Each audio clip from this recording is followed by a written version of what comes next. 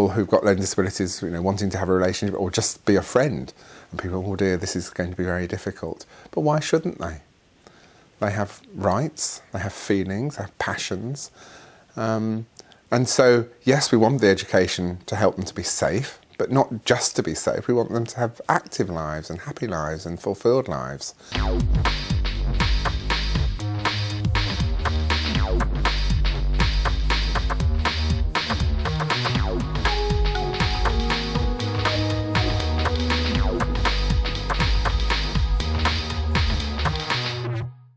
Some this for you. For out the garden. That's really Just nice. to say you're a really good mate. Yeah. I'm not sure how I feel like this. What do you think this is okay? No. Do you think this is okay? I'm not sure what I should do here. She's been touching. Do you think that's all right, or do you think I should? Because say Say something. Say something to Mary. I want to tell you something. I love you. Oh! What do you think? Do you think I should? No. What should I do? No. Stop her. Just Say say something. You should friend's hair. touch Patricia's hair because it's Mitts not in it. allowed. It's not allowed. Mitts in it. I didn't feel very comfortable with that, really, Mary. When you were touching my legs and touching my hair and I'm sorry. touching my arm. I got confused there. I'm really sorry. So how shall we just sort of sit and chat then? Yeah, that would be much better. So who should I give the flower to? Boyfriend. Boyfriend. Yeah. Often the young women are more comfortable with talking to each other as a group of young women, and they see that as an identity group, and they can explore things in the privacy of that group. They're the sixth form men's group, and they're from a variety of classes in the sixth form. Are you happy for me to tie this on your head? Yeah. Okay.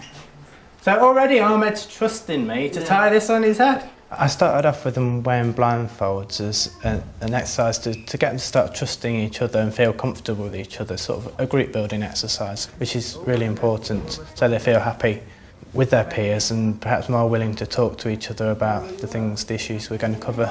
The aim of the session was to get the students to recognise who they trusted in their lives, in their own sort of community, I suppose, and to give them an experience of perhaps being in situations when it's safe and they can start to make those decisions before they do have to make them in real life. So Andrew is out shopping in Nottingham, can you see that? And this woman comes up to him and says, I've got no money for my bus. Oh, much how at work? Oh, well no, but I need to get to work and I forgot to bring the money with me. So let's just stop there. Jenny's just asking Andrew for some money for the bus. Would you give her the money, Andrew? No, at Will work. you give me some At money? work. No? Adam? I don't trust her. You don't trust her? No. Is that because of the way she looks, or is it just because you... Where she looks. The way she looks? Yeah. That's very unkind. That's not No. nice to know, is it? No. Okay, we'll move on to Jamie. Jamie, would you give Jenny money? You would? That's very kind of you. Why would you do that?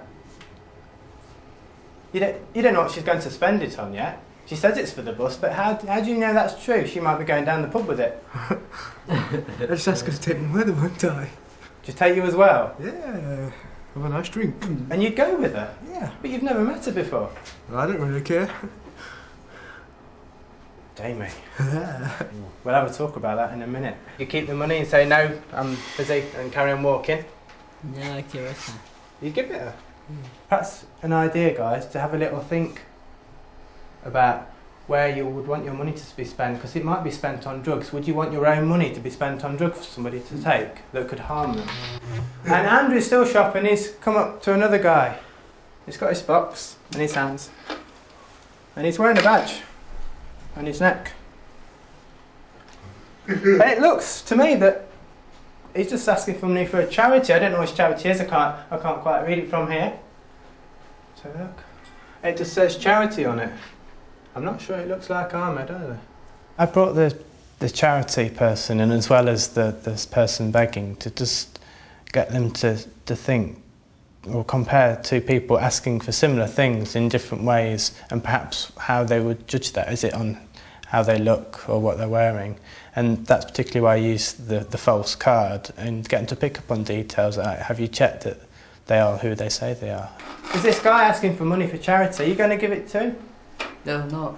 You're not? No, I'm out. But it's going to go to a good cause this time. It's not going to go anywhere you wouldn't want it to. You know where it's going, obviously. It's obviously in a charity. Not food. You're just going for your food, so you'd say no? No.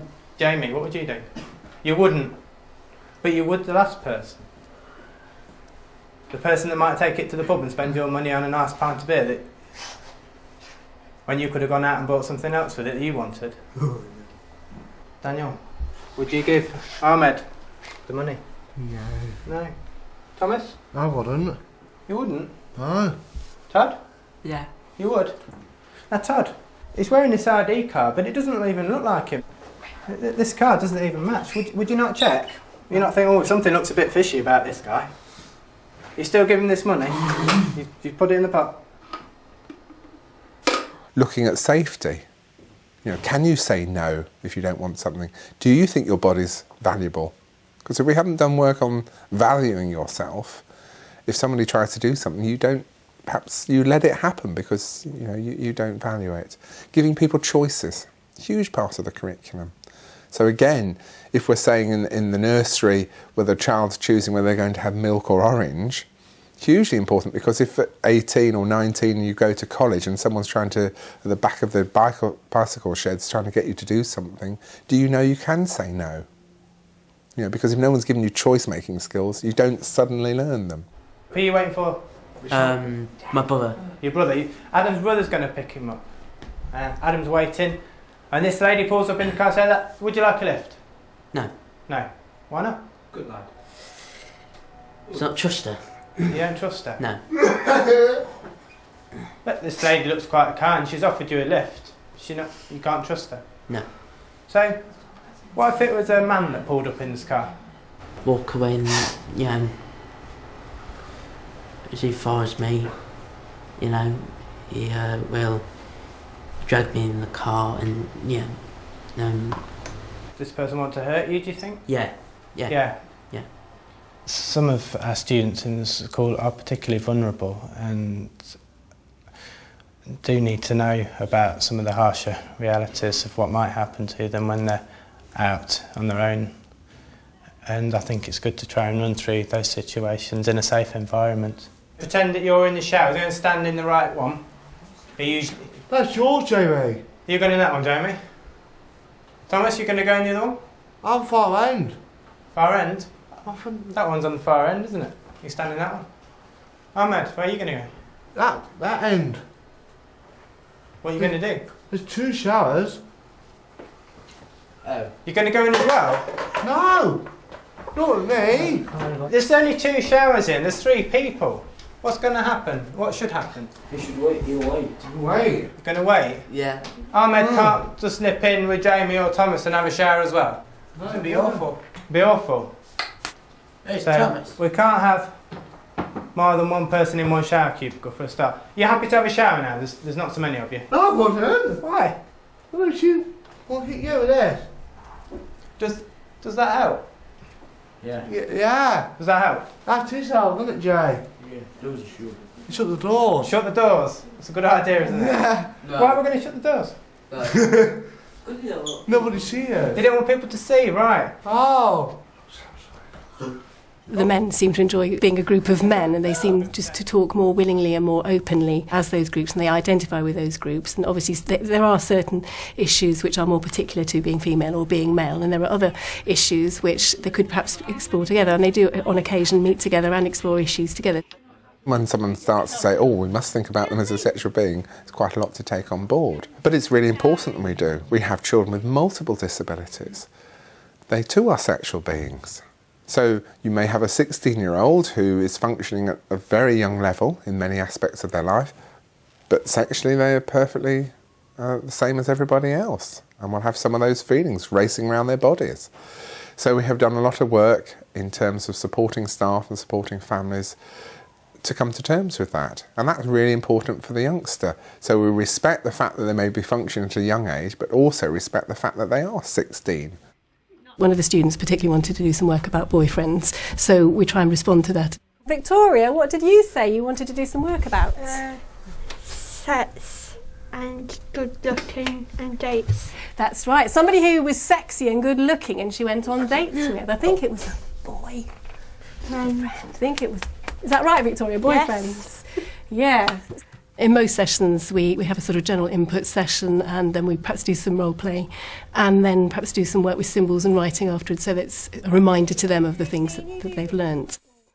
We try to make it their curriculum, but some of the things that we touch upon, particularly in the drama and things, are actually situations that happen within the sixth form.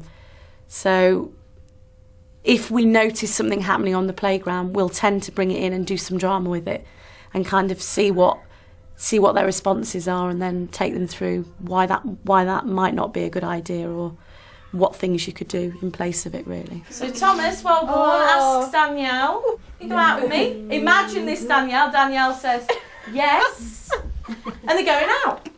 So what can they do together? Kissing. They can kiss. Where can they kiss?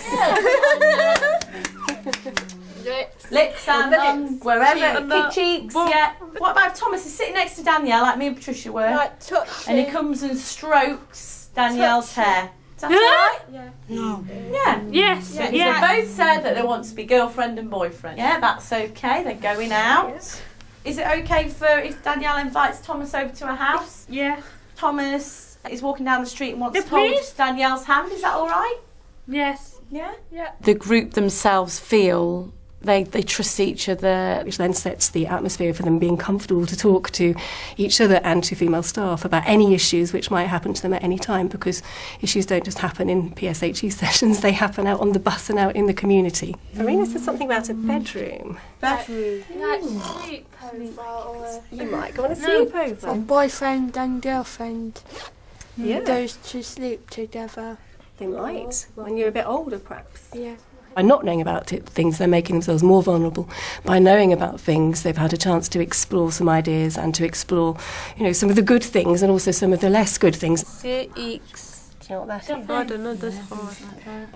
Verena's peeping at a word here, which you've just been talking a bit about over there.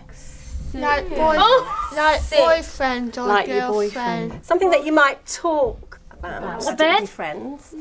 Yeah. On the bed. You might talk about sex on the bed with your boyfriend.